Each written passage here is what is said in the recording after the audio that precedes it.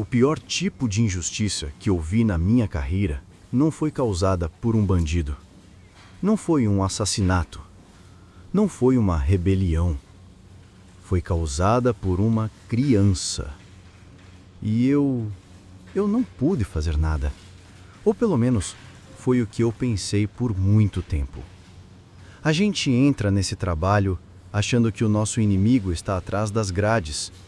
A gente se prepara para enfrentar facções, para quebrar rebeliões, para impedir que um preso mate o outro. A gente treina a força, o instinto, a inteligência. Mas nada, absolutamente nada te prepara para quando a ameaça vem em forma de um ursinho de pelúcia, em forma de uma mentira, em forma de uma criança. Muitos anos se passaram e eu ainda me pergunto: será que eu fiz a coisa certa?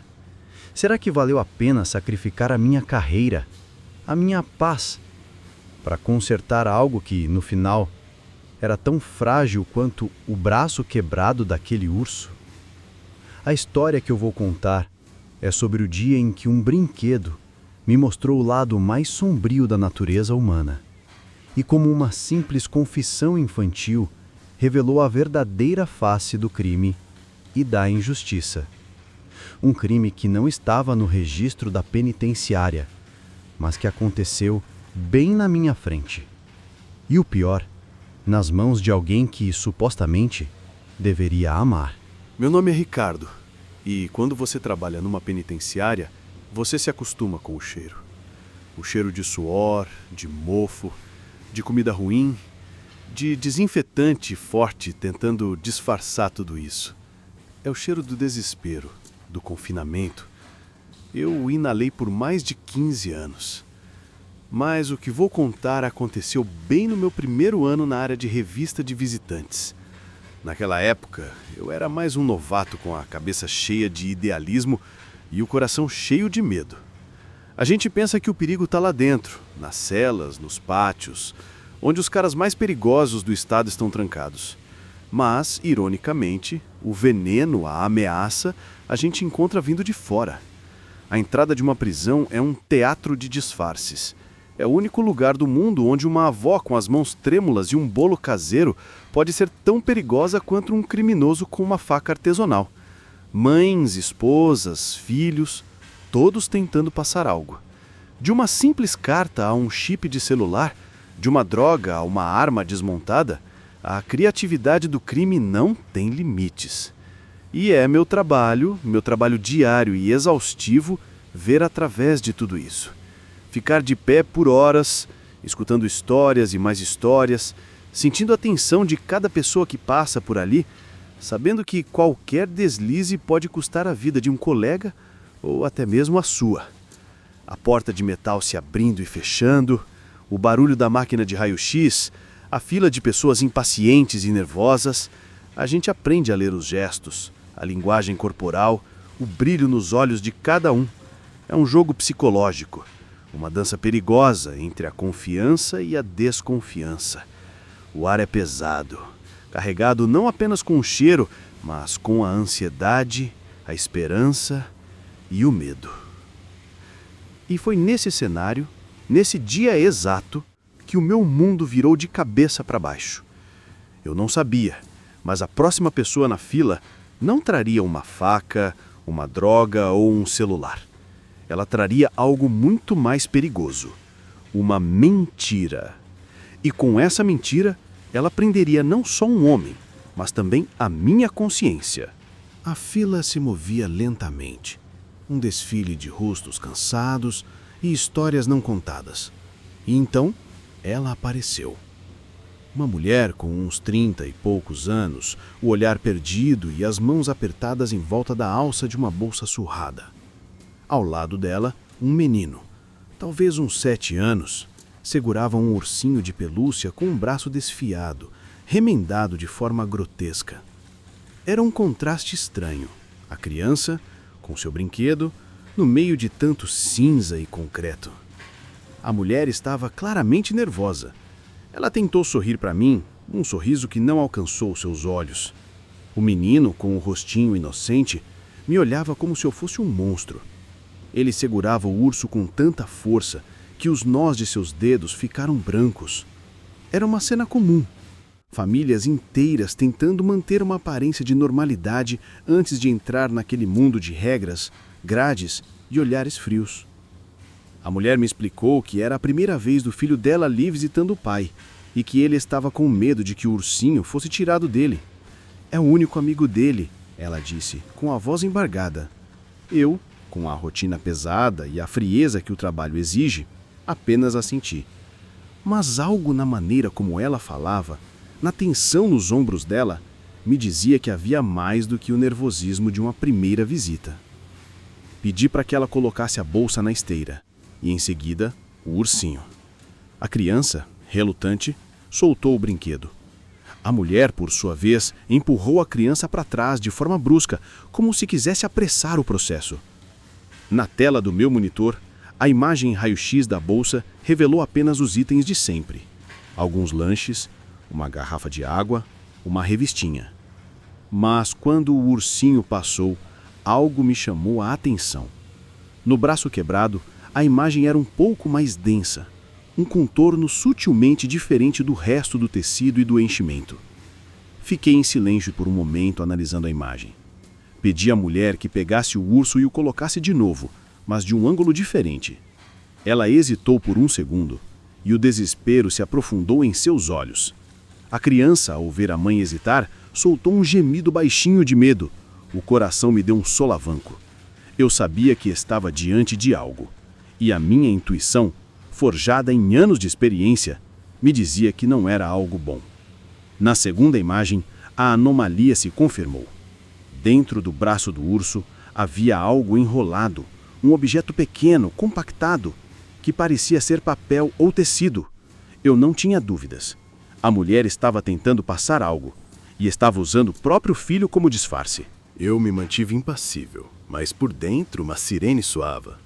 A mulher, que até então mal conseguia me encarar, percebeu que eu a havia pego. Chamei um dos meus colegas e pedi que levasse a mulher e o menino para a sala de revista particular, um espaço pequeno, com uma mesa de metal no centro e uma câmera de segurança em um canto. O garoto, com os olhos arregalados, começou a chorar. A mãe tentou tranquilizá-lo com um abraço, mas parecia mais que ela estava tentando abafar o próprio pânico. Na sala, pedi que ela colocasse o urso na mesa. Ela hesitou por um momento, mas a presença do meu colega fez cooperar. Eu peguei um canivete, com a lâmina fria e afiada, e comecei a desmanchar o braço costurado do urso. As lágrimas escorriam do rosto da criança, que sussurrava: "Não faz mal no meu ursinho, moço." A dor na voz dele me atingiu em cheio. A gente aprende a ser insensível nesse trabalho, mas a cena me pegou de surpresa. O que eu estava prestes a encontrar poderia destruir a vida daquela criança. O braço de pelúcia se abriu, revelando um pedaço de papel enrolado, do tamanho de um cigarro. A mulher, vendo a cena, se levantou abruptamente, as mãos na mesa, os olhos cheios de ódio. Ela tentou argumentar, dizer que eu não tinha o direito de fazer aquilo, mas meu colega a fez sentar novamente. Abri o papel com cuidado. A caligrafia era infantil, desajeitada, com algumas letras invertidas. Não havia um plano de fuga, nem um código para drogas. A mensagem era simples, e a sua simplicidade me arrepiou. "Papai, me desculpa, eu que quebrei a TV. Mamãe disse para eu falar que fui você, para você não ficar bravo." Eu li a mensagem 1, 2, 3 vezes. A cada leitura, a sensação de injustiça me atingia mais fundo. O preso, um tal de Marcos, havia sido condenado por vandalismo e agressão. Mas o crime, na verdade, tinha sido um acidente doméstico causado pela criança. O filho, inocentemente, havia confessado o crime que o pai estava pagando e a mãe, em um ato de crueldade indescritível, estava usando a criança para manter a mentira. Meu coração bateu forte no peito. Aquele papel, um simples pedaço de confissão, era a prova de que um homem estava preso por um crime que ele não cometeu, e a sua própria família era a principal responsável. A partir daquele momento, a minha rotina monótona e cinzenta se transformou numa busca implacável pela verdade. E eu, por mais que soubesse dos riscos, tinha que fazer alguma coisa. Eu tinha que provar a inocência de Marcos e, principalmente, tinha que proteger a criança. Aquele pedaço de papel enrolado, com a caligrafia infantil, virou um fardo pesado na minha consciência. Pelo protocolo, eu deveria ter registrado a anomalia, o papel, e o encaminhado para o setor de inteligência. A partir daí, o setor iria analisar o conteúdo, verificar se era algum tipo de código ou ameaça e, se fosse o caso, a mulher e o menino seriam investigados. Mas o que eu li não era um código, e a criança era a vítima, não a mensageira. Eu sabia que, se eu seguisse o protocolo, o caso seria arquivado como uma simples visita de rotina, e o pior, a mulher ficaria impune e o preso, Marcos, continuaria pagando por um crime que ele não cometeu. O menino, por sua vez, teria que viver com a culpa, com a mentira e com a mãe, que o usava de forma tão cruel. Eu me vi em um dilema moral. O meu trabalho era manter a ordem, as regras. Mas a minha moral me dizia que eu tinha que fazer a coisa certa. Eu não podia ignorar o que eu tinha descoberto. Eu decidi que a minha investigação seria extraoficial, nas sombras, para evitar represálias da instituição. Comecei a me aprofundar no caso de Marcos. Eu usei meus contatos, antigos colegas que ainda trabalhavam na Polícia Civil, para ter acesso ao inquérito. A papelada do processo era extensa, mas a narrativa era a mesma. Marcos, um homem com histórico de pequenos furtos, havia entrado em uma briga com sua esposa e, em um momento de fúria, teria quebrado a televisão da família e, em seguida, teria agredido a esposa. O que me surpreendeu, no entanto, foi o depoimento da criança, que confirmava a versão da mãe. O menino, com apenas 7 anos, disse em detalhes que o pai havia quebrado a TV e agredido a mãe. A frieza da criança no depoimento me assustou. Mas a explicação da mãe, a de que o filho estava em choque, convenceu a todos. No entanto, com a informação do papel em mente, eu comecei a perceber as falhas na história. O laudo da agressão era fraco, com hematomas que poderiam ter sido causados de diversas formas. E o mais importante, não havia uma prova concreta de que Marcos havia quebrado a TV. Era a palavra da esposa e do filho contra a dele. E com o histórico criminal de Marcos, ele foi condenado. Eu comecei a montar as peças do quebra-cabeça, e a imagem que se formava era de um homem que, por amor à família, se incriminou para proteger o filho. Ele, o preso, era a vítima, e a mulher, a esposa, a vilã. A cada nova informação, o meu senso de justiça se fortalecia. Eu sabia que estava correndo um risco enorme, investigando um caso encerrado, agindo à margem do meu trabalho, mas eu não conseguia parar. Eu comecei a questionar tudo o que eu achava que sabia sobre o crime e a justiça. E o que me motivava, no final, era o rosto do menino, a sua inocência, a sua dor. Eu precisava protegê-lo daquela mãe, daquela mentira. E o único jeito de fazer isso era provando que o pai dele era inocente. Minha investigação informal me levou a um beco sem saída. A história da mulher e do menino se encaixava perfeitamente no processo, e não havia como provar a inocência de Marcos sem colocar em risco a minha própria posição. Foi então que eu me aprofundei ainda mais na vida dela, a esposa, e encontrei a primeira reviravolta que mudaria tudo. A mulher não estava apenas mentindo para incriminar o marido, ela estava se vingando. Marcos havia descoberto que ela o estava traindo com outro homem, um antigo conhecido dele com um histórico criminal mais pesado. A briga que resultou na quebra da televisão não foi sobre o aparelho em si, mas sobre a infidelidade dela. O plano era prender Marcos, com a ajuda do amante, para que ela pudesse viver livremente. Mas a trama era ainda mais complexa. O tal amante, um sujeito perigoso, não tinha intenção de construir uma vida com ela. Ele tinha seus próprios planos. Através de um contato na polícia, eu descobri que o amante era o líder de uma facção criminosa que operava na cidade. Ele usou a mulher para dar uma lição em Marcos, para mostrar o poder da facção, e planejava descartá-la assim que não fosse mais útil. A mulher, cega pela paixão e pelo ódio, estava sendo manipulada. A segunda reviravolta me atingiu como um soco no estômago. O urso de pelúcia não era apenas uma maneira de a criança enviar uma mensagem. Era uma forma de a mulher comunicar um plano. Ela, sob a influência do amante, estava enviando ao preso um sinal de que ele seria libertado. Mas, na verdade, ela estava armando uma emboscada para ele, que seria morto assim que fosse solto. A mensagem de "Papai, me desculpa" era uma forma de dizer a ele que ela o libertaria do casamento, mas que ele não estaria livre de verdade, pois morreria. O urso era um aviso de que assim que ele estivesse na rua, o amante o caçaria. A situação era mais grave do que eu imaginava.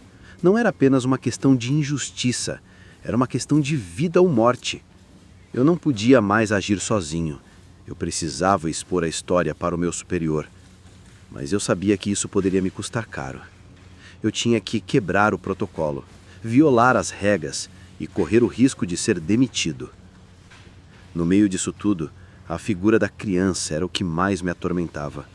O menino, sem saber, estava sendo usado como peão em um jogo de xadrez mortal. A mãe estava disposta a sacrificar a inocência e a vida do próprio filho para alcançar os seus objetivos egoístas. Eu sabia que precisava fazer alguma coisa, mas eu não sabia como. E a cada segundo que passava, o perigo de a mulher armar o plano para o preso e a criança se tornava real. O peso daquela informação era insuportável. Eu sabia que precisava agir, mas também sabia que o movimento errado poderia acabar comigo. Decidi me encontrar com a mulher fora do ambiente da penitenciária, em um café próximo, para que a conversa fosse discreta. Eu não podia me arriscar a confrontá-la dentro da prisão, pois ela poderia denunciar meu comportamento e alegar que eu a estava perseguindo. Minha abordagem tinha que ser sutil, mas firme. Eu não podia dar a ela a chance de mentir. Quando a encontrei, ela estava nervosa, mas tentava disfarçar. O seu olhar, no entanto, traía o seu medo. Eu fui direto ao ponto. "Senhora", eu disse, "não estou aqui como agente penitenciário, mas como um homem que tem uma consciência pesada. O que você fez com seu filho, o que você fez com o seu marido é imperdoável." Ela tentou me interromper, negando tudo, mas eu a cortei. "Eu vi o papel. Eu li a mensagem do seu filho. Eu sei que o seu marido é inocente e eu sei que você está usando a criança para mantê-lo preso." O rosto dela empalideceu. O ódio em seus olhos foi substituído por puro terror. Ela não podia acreditar que eu, um simples agente, havia descoberto tudo. Ela me perguntou como eu sabia. Eu não revelei que eu tinha investigado o caso dela e do amante. Eu apenas disse que a verdade tem uma forma de sempre vir à tona. Ela tentou se defender, dizer que o filho estava mentindo, que o urso era apenas um brinquedo, mas as suas palavras não tinham mais peso. Então, eu joguei a minha última cartada. "Eu sei que você está se encontrando com um homem. Eu sei que vocês têm um plano, e eu sei que o seu marido corre um risco de vida se for solto. Eu tenho um pressentimento, e esse pressentimento está me dizendo que você está se metendo em algo muito maior do que você pode controlar." A mulher, em pânico, tentou sair do café, mas eu impedi. "Eu não quero que você se machuque. E eu não quero que o seu filho seja pego no meio disso. Me ajude a encontrar a verdade. Me diga o que está acontecendo." Ela ficou em silêncio por um longo tempo, os olhos cheios de lágrimas. A máscara de crueldade que ela usava se desfez, revelando uma mulher que, por amor e ódio, havia se perdido. Ela confessou entre lágrimas a traição, o plano de vingança e o perigo do amante. Ela me disse que o amante estava planejando matar o preso assim que ele fosse solto. A mulher, em um ato de desespero, me deu o endereço do amante e me disse que ele estava planejando matar o preso assim que ele fosse solto. A partir daquele momento, a minha investigação extraoficial se transformou em uma corrida contra o tempo. O meu objetivo, de provar a inocência de Marcos, passou a ser de salvar a vida dele. Eu sabia que estava me metendo em algo muito grande, mas eu não podia parar. O preço da verdade era muito alto. A confissão da mulher, cheia de medo e remorso, me colocou em uma situação de urgência extrema. A vida de Marcos estava por um fio e o meu relógio interno estava disparado. Eu não podia mais adiar. Voltei para a penitenciária com a cabeça fervilhando de informações e a certeza de que a minha carreira, tal como eu a conhecia, estava em jogo. A primeira coisa que fiz foi procurar o meu superior, o diretor da unidade. Ele era um homem de pulso firme, que seguia o protocolo à risca, e eu sabia que ele não ia gostar do que eu tinha para falar. Entrei na sala dele, com as mãos suadas e o coração disparado. Ele me olhou, com a expressão de quem já estava cansado do meu rosto, e me perguntou o que eu queria. Eu não enrolei. Eu joguei todas as informações em sua mesa. A foto do urso no raio-x, a mensagem da criança, a minha investigação extraoficial, a traição da mulher, o envolvimento do amante e o plano de assassinato. O diretor me escutou em silêncio, a expressão no rosto dele passando de irritação para descrença e, finalmente, para fúria. Ele me acusou de quebrar o protocolo, de invadir a vida de um preso e de uma mulher, e de me envolver em um caso que não era da minha alçada. Eu não o culpei, eu sabia que ele tinha razão, mas a minha consciência e a urgência da situação não me permitia recuar. Eu olhei para ele com a voz firme e disse: eu sei que eu quebrei as regras, mas se o senhor não fizer nada, um homem inocente vai morrer, e o senhor vai ter que viver com isso na sua consciência. As minhas palavras o atingiram em cheio. Ele me mandou sair da sala, e eu, derrotado, voltei para o meu setor, com a certeza de que eu seria demitido e de que a vida de Marcos estava perdida.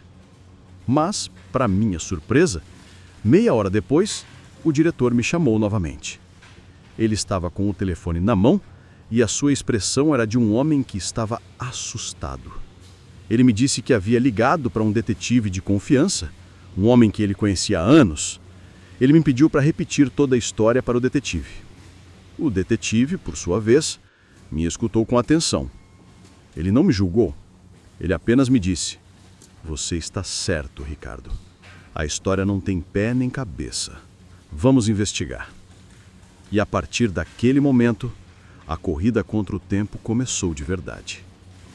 Eu e o detetive, com a ajuda de alguns agentes da inteligência, corremos contra o tempo. Nós usamos o endereço que a mulher me deu para rastrear o amante e encontramos provas de que ele estava planejando a morte de Marcos. Nós descobrimos que ele havia alugado um carro e que ele tinha uma arma. Nós encontramos provas suficientes para incriminá-lo. O plano era matá-lo na rua e fazer parecer um acerto de contas. Mas graças à minha investigação extraoficial, nós conseguimos impedir o assassinato e prender o amante. O que me surpreendeu, no entanto, foi que o detetive, em vez de me repreender por quebrar as regras, me parabenizou por ter tido a coragem de fazer o que era certo. A minha carreira, que eu achava que estava perdida, estava a salvo. Mas a minha consciência ainda estava em guerra. A guerra pela verdade e pela justiça. Com o amante preso e a trama de assassinato desvendada, o caso de Marcos foi reaberto. O que antes era apenas uma denúncia de vandalismo e agressão, agora era uma história de conspiração, vingança e injustiça. Minha investigação extraoficial, que o diretor tanto criticou, se tornou a peça-chave para a resolução do caso. O detetive da polícia, com a ajuda de minha declaração e do papel que encontrei no urso, conseguiu montar um dossiê completo, com novas evidências e depoimentos de testemunhas que a princípio haviam se calado por medo. A mulher, confrontada com as provas de sua traição, da mentira sobre a agressão e da conspiração para o assassinato, não teve outra escolha a não ser confessar. Em seu depoimento, ela revelou que o plano de vingança foi arquitetado pelo amante e que ela, cega pela paixão, aceitou. Ela admitiu ter forçado o filho a mentir e a incriminar o pai. A confissão dela, juntamente com o depoimento da criança, que finalmente pôde contar a verdade, libertou Marcos. O dia em que Marcos saiu da penitenciária foi um dos mais emocionantes da minha carreira. Ele não sabia de nada. Ele pensou que estava sendo solto por bom comportamento, e o choque em seu rosto ao ver o detetive e a mim, o agente que o havia revistado, foi indescritível. Ele nos agradeceu, com lágrimas nos olhos, e disse que nunca havia perdido a fé. Nós não revelamos toda a história para ele. Nós apenas dissemos que novas evidências haviam surgido e que a sua inocência havia sido provada. A verdade sobre a conspiração, a traição da esposa e o envolvimento do filho era pesada demais para ser contada naquele momento. A libertação de Marcos foi um alívio, mas a história não teve um final feliz para todos. A mulher foi presa e o amante julgado e condenado por conspiração e outros crimes. E o menino? O menino, que havia sido usado como peão no jogo, foi colocado sob a custódia da avó, a mãe de Marcos. Eu o vi pela última vez no dia em que o pai foi solto, de mãos dadas com a avó, com o olhar perdido. Ele não olhou para a mãe, a mulher que o havia usado. E ele também não olhou para mim. Ele estava traumatizado. Ele tinha medo. Medo do pai, da mãe, de mim, de todos. Aquele dia me ensinou que, no mundo do crime, as maiores vítimas não são os presos, mas as pessoas que são pegas no meio. O menino, que não cometeu crime algum, havia perdido a sua família, a sua inocência. Ele foi, no final das contas, a maior vítima de todas. E eu, por ter feito a coisa certa, me sentia vitorioso, mas ao mesmo tempo quebrado. Quebrado pela crueldade que eu havia presenciado. Depois de tudo, a vida de Marcos foi retomada. Mas a minha nunca mais foi a mesma. As grades daquela prisão não me pareciam mais tão sólidas, tão definitivas. Aquela história me ensinou que, por trás de cada criminoso, de cada número de matrícula, existe uma teia complexa de mentiras, de traições e de injustiça. Eu vi de perto como um homem que se julgava forte se sacrificou por uma mentira que ele pensou que era a única forma de proteger o filho. E eu vi de perto como uma mulher que deveria ser a protetora da família se tornou a sua maior ameaça. Mas o que mais me assombrou, o que ainda me tira o sono, é a memória do menino. Aquela criança que havia perdido o pai para a cadeia e a mãe para o crime, estava no centro de tudo. A sua inocência foi o preço da nossa justiça. A verdade que eu tanto lutei para desvendar custou a ele a sua família. Ele não tinha mais um pai para protegê-lo, nem uma mãe para amá-lo. Ele só tinha a avó e a memória de um urso que, um dia, guardou uma mentira. A minha vitória, a libertação de um homem inocente, me pareceu vazia, porque no final das contas, eu não salvei a família dele. Eu a desmontei, peça por peça, como eu desmontei o braço daquele urso. Hoje, quando eu olho para os presos, eu não vejo mais apenas criminosos. Eu vejo homens. Eu vejo pais. Eu vejo filhos.